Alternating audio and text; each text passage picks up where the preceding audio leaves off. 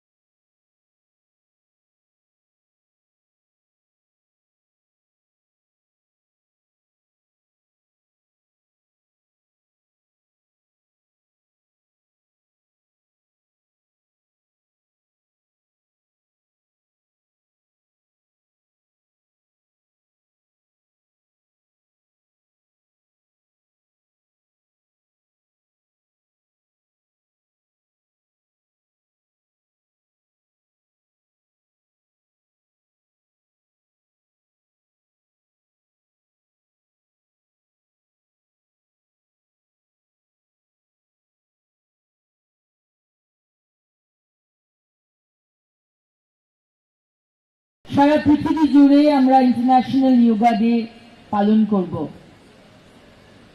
শুধু একটা দিন বা 5টা দিন যোগা করলে হবে না। আমরা চাই আমরা সবাই, তোমরা, আমরা, ছোটরা, বড়রা সবাই প্রতিদিন অন্তত 8 ঘন্টা 40 মিনিট আমরা যেন যোগা করতে পারি। এই অভ্যাসটা যেন 21 তারিখের পরে চলে না যায়।